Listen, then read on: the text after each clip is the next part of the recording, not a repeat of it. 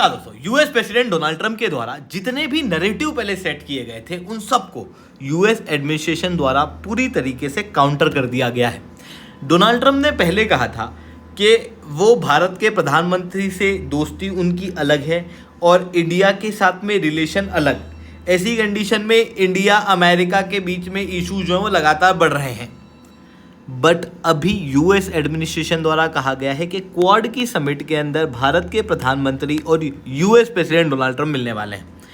इसके साथ में रशिया से भारत ने जो एनर्जी खरीदी, ऑयल नेचुरल गैस हम लोग खरीद रहे थे, जिसके लिए यूएस प्रेसिडेंट डोनाल्ड ट्रंप ने भारत के ऊपर टैरिफ लगा दिए थे और एक्स्ट्रा पेनल्टी भी लगाई थी और इसको क्रिटिसाइज भी किया था, जबकि भारत का कहना था कि भाई ये हमारी सोवरेनिटी का इशू है। यूएस एडमिनिस्ट्रेशन का यहाँ पर क्लियर स्टैंड ये रहा कि भारत और अमेरिका साथ में मिलके इस इशू को रिजॉल्व करेंगे और भारत अगर कंटिन्यूसली एनर्जी खरीदना चाहता है तो खरीद सकता है। फिर उसके बाद में कश्मीर के इशू को लेके यूएस प्रेसिडेंट डोनाल्ड ट्रंप द्वारा कहा गया था कि मैंने शांति कराई है, मुझे नोबेल पीस प्राइज दो। पर वहीं यूएस एडमिनिस्ट्रेशन ने इस बात को क्लियर कर दिया है, ना तो अमेरिका की मंशा थी, ना ही अमेरिका का डायरेक्ट रोल था सीज फायर को कराने में।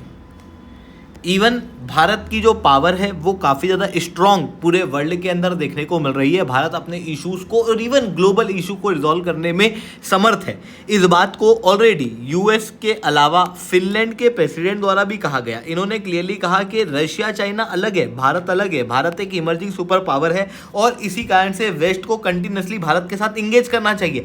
इवन रशिया यूक्रेन वॉर को भी अगर रिजॉल्व करना है तो उसके अंदर भारत जो है वो फ्रंट फुट पे होना चाहिए। ये मैं नहीं कह रहा, ये यूएस नहीं कह रहा, ये फिनलैंड के प्रेसिडेंट कह रहे हैं। ये वही फिनलैंड है जो रिसेंटली नाटो के अंदर मेंबर बना है। तो एग्जैक्टली यहाँ पर क्या हुआ है इसे मैं शुभलिंग चौहान डिटेल में आप लोगों के साथ में चर्चा करूंगा। और उसके पहले आप लोग मेरे साथ में SRC10 टेलीग्राम ग्रुप के ऊपर जुड़ सकते हो। मेरे क्लास की अपडेट, पीपीटी, पीडीएफ सब कुछ आपको हमें मिल जाएगी। यूपीएससी सीएससी तैयारी करना, इंडिया के टॉप एजुकेटर से ऑफलाइन क्लासेस के अंदर पढ़ना है, आप लोगों के पास में अच्छा मौका है। अनअकैडमी अब केवल ऑनलाइन ही रहा है, अनअकैडमी अब ऑफलाइन भी आ चुका है। हमारे सेंटर्स ऑलरेडी खोले जा चुके हैं। जुड़ना चाहते हो तो इस नंबर पर कॉन्टैक्ट कर सकते हो। इसके अलावा मंथली करंट अफेयर्स की magazine, previous year question, prelims के मॉक टेस्ट, एनसीईआरटी के नोट्स की समरी, इंडिया ईयर बुक की summary free of cost download करना है। नीचे डिस्क्रिप्शन के अंदर मैंने लिंक दी हुई है, वहां से आप लोग डाउनलोड कर सकते हो। चलिए दोस्तों समझने का प्रयास करते हैं यहाँ पे क्या हुआ है। Basically United states of America के सीनियर ऑफिशियल हैं जो कि यूएस स्टेट डिपार्टमेंट के अंदर काम करते हैं। मतलब जो मेजर पॉलिसी बनाने वाला डिपार्टमेंट है उसके अंदर ही जो सीनियर ऑफिशियल हैं उनके द्वारा कहा गया कि भारत और अमेरिका के रिलेशन काफ़ी स्ट्रांग है। हालांकि दोनों देशों के रिलेशन में टर्बुलेंस है, बट उसके बावजूद भी दोनों देश आपस में कंटिन्यूसली कोऑपरेट कर रहे हैं हर एक चीज़ को लेके। इवन अभी जो इश्यूज भारत अमेरिका के बीच में चल रहे थे, ऐसी कंडीशन में लग नहीं रहा था कि भारत के प्रधानमंत्री और यूएस प्रेसिडेंट डोनाल्ड ट्रंप की अलग से मीटिंग क्वाड के समिट के दौरान होगी। बट यहाँ पर यूएस स्टेट डिपार्टमेंट के ऑफिशियल द्वारा कहा गया कि आप बहुत ही जल्दी इन दो वर्ल्ड लीडर्स को साथ में देखोगे। इस वर्ष और अगले वर्ष, दोनों ही वर्ष में भारत के प्रधानमंत्री और यूएस के राष्ट्रपति ये दोनों आपस में मीटिंग करने वाले हैं।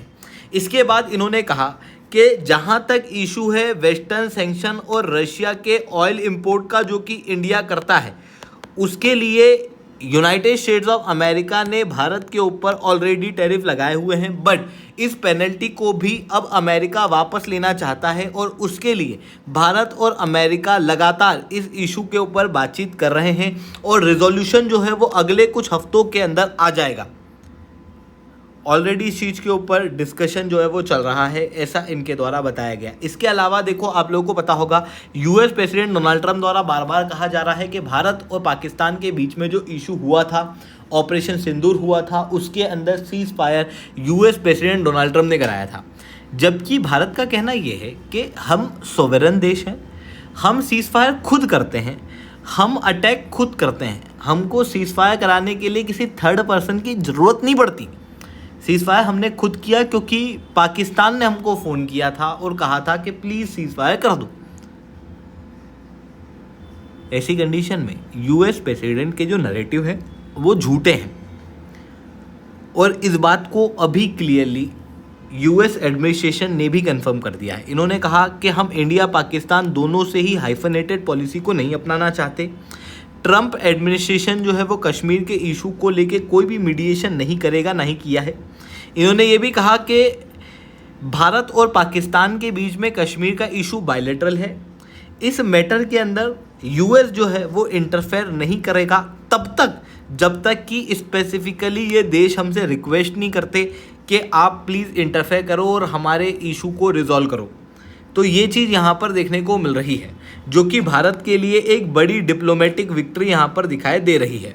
इवन देखो, यूएस प्रेसिडेंट का जो सपना था नोबेल प्राइज़ का, वो ख़त्म होता हुआ दिखाई भी दे रहा है, क्योंकि अमेरिकन्स ही नहीं चाहते 76% तक कि डोनाल्ड ट्रंप को यहाँ पर नोबेल पीस प्राइज़ मिले। इवन जो नोबेल पीस प्राइज़ के एक्सपर्ट हैं जो नाम को रिकमेंड करते हैं, वो भी डोनाल्ड ट्रंप के नाम को कंसिडर नहीं कर रहे हैं। पर वहीं दूसरी तरफ यूएस प्रेसिडेंट डोनाल्ड ट्रंप जो है वो पूरी तरीके से डेस्परेट हुए पड़े हैं। इन्होंने अभी भी यूनाइटेड नेशन के अंदर क्लियरली कहा कि मैंने भारत और पाकिस्तान के बीच में युद्ध पर विराम लगाया है, ऐसी कंडीशन में मुझे नोबेल प्राइज़ मिलना चाहिए। हालांकि नोबेल प्राइज़ का मामला जो है वो यहाँ पर बहुत बड़े पैमाने पर उठ नहीं रहा है। वहीं दूसरी तरफ फिनलैंड के राष्ट्रपति द्वारा भी यहाँ पर कहा गया कि वेस्टर्न कंट्रियों को लगातार भारत के साथ में कोऑपरेट करना चाहिए। भारत रशिया और चाइना से अलग है, वो भारत एक इमर्जिंग पावर है। ऐसी कंडीशन में रशिया यूक्रेन वॉर को भी रिजॉल्व करने में भारत एक इंपॉर्टेंट रोल प्ले करेगा। आप इस वीडियो के अंदर देख सकते हो।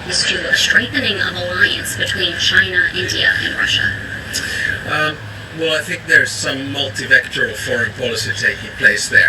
I think, of course, Russia and China, there's a direct connection. In the early 1990s, China and Russia had economies of the same size. Now China is over 10 times bigger. And actually, with its oil purchase, with its gas purchase, with its technological exchange, it does give the possibility for Russia to conduct the war. So there's a very close link there. Then, of course, with India, India is a very close ally of the European Union and of course of the United States as well, so I wouldn't throw them in the same basket. But India is obviously an emerging superpower. It's got demography, it's got economy on its side, and I always argue that it's very important for the West to engage India, work with them. तो इन्होंने clearly कहा कि India जो है वो emerging super power है, ऐसी condition में वेस्ट को इंडिया के साथ में इंगेज करना चाहिए। पर बात आती है वेस्ट को इंगेज करना क्यों चाहिए, तो देखो हेलसिंकी सिक्योरिटी फोरम 2025 के अंदर इन्होंने ही कहा था कि भारत के प्रधानमंत्री से इंगेज करने की ज़रूरत है अगर हमको रशिया यूक्रेन वॉर को सच में ख़त्म करना है। तो ये चीज़ें यहाँ पर देखने को मिल रही है। आई होप ये सारी बातें आपको समझ में आई होंगी। लेक्चर अच्छा लगा हो तो लाइक करना, लेक्चर बहुत अच्छा लगा हो नीचे ऐसा SC10 कमेंट करना। UPSC CSE की तैयारी करना है, इंडिया के टॉप एजुकेटर से ऑफलाइन क्लासेस के अंदर पढ़ना है, आप लोगों के पास में अच्छा मौका है। अनअकैडमी अब केवल ऑनलाइन ही रहा है, अनअकैडमी अब ऑफलाइन भी आ चुका है। अगर आप जुड़ना चाहते हो तो इस नंबर पे कांटेक्ट कर सकते हो। इसके अलावा मंथली करंट अफेयर्स की मैगजीन, प्रीवियस ईयर के क्वेश्चन, प्रीलिम्स के मॉक टेस्ट, NCERT के नोट्स की समरी, इंडिया ईयर बुक की summary free of cost download करना है। नीचे डिस्क्रिप्शन के अंदर मैंने लिंक दी हुई है, वहाँ से आप लोग डाउनलोड कर सकते हो। ठीक है दोस्तों, आज के लिए इतना ही। That's all from my side. जय हिंद, जय भारत।